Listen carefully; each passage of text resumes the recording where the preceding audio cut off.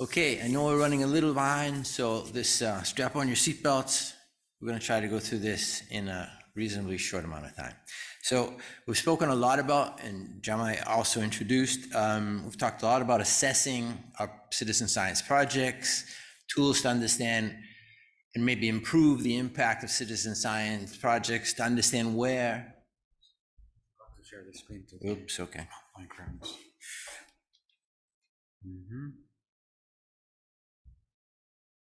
Or maybe I do this.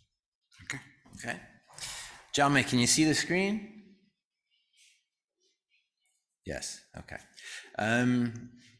So they just concluded in January a project that is essentially focused on developing metrics and assessing the impact of citizen science projects.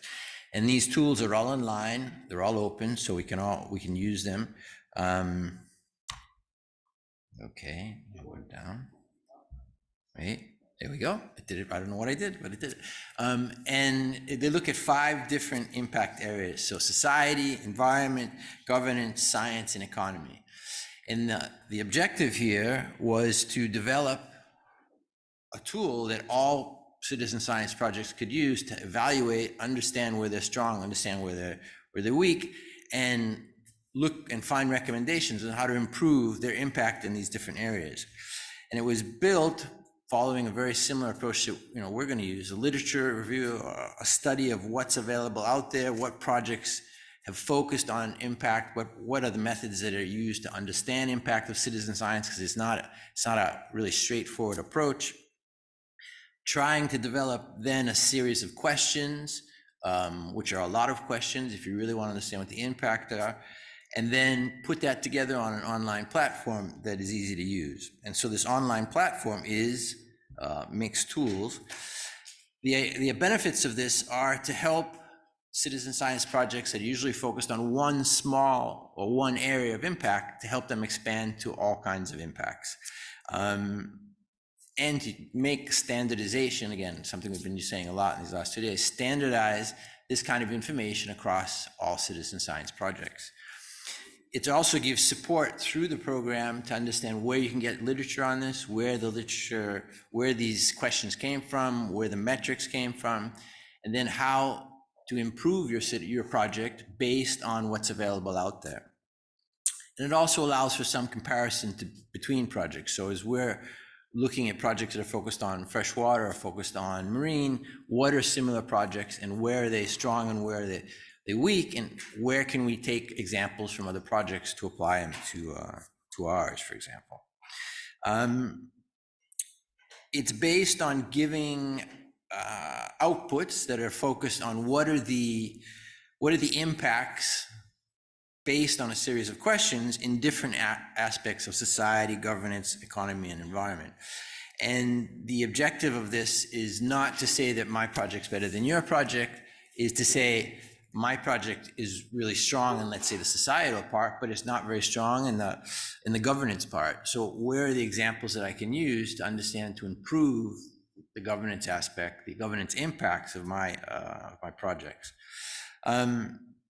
It also provides definitions that can be shared across projects. So we have a common, let's say, vocabulary to when we describe the impacts of citizen science projects. And it also gives a series of recommendations. So it allows, based on the score that your particular project is, it allows you to understand what are things you can do that can improve that aspect of impact. There is also a final score that's based on a machine learning algorithm that is interesting, but again, it's not. This isn't a competition to see who has the most impactful citizen science project, but it does allow you to look at those projects and to see which ones have a stronger score in one area or the other. For most of the projects, they all kind of fall between a score of like 20 to 25. So it's very far, but it's artificial intelligence, and the more people that throw information in, the more these scores will become, will be more indicative and more interesting. How do you get involved? Well, you put your project on there, and to put your project on, the first thing you need to do is register, but it's all pretty low effort in the beginning of putting your project on there, putting a definition. Everything is very well documented. There's a video that shows you exactly what you need to do and how you need to do it. The part about putting your project on is relatively easy, and there's already 20 or 30 projects on there. The part that takes time is so then obviously you have to log in. The part that takes time is filling out the questions. So there's a whole series of questions for each one of these areas, and for each one of these questions, you have to understand your project. So I can't fill out a questionnaire on a project that isn't mine. It's the project manager or the project managers. They sit down together and fill out all these questions.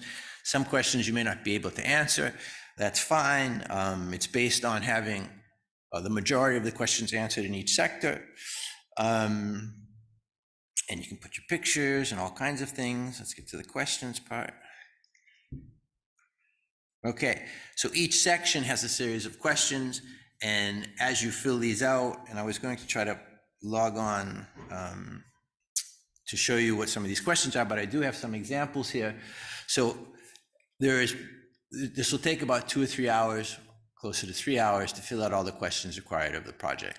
And as I said, some of the questions you may not have you may not have the answers to, so you can come back to it. And it's not necessary that you fill in all the questions. As you can see from the slide before, in this particular run for the mixed demo, there's only 10% of the questions on the economy part were actually filled out, but it still gave a score. It still gave recommendations. Those questions are things that you would normally think about a lot of times, but a lot of times they're things that you wouldn't think about the sustainability of a project economically, a sustainability of the project, or the impact of the project related to its potential impact on the local society or whatever.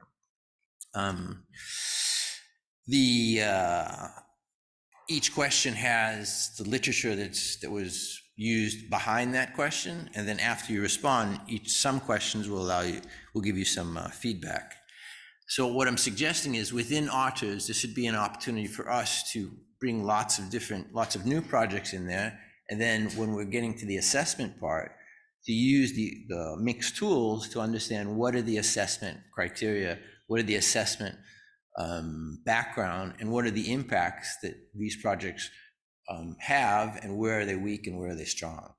So that, it's all in mix.tools, so you can go on and look at it at your own leisure.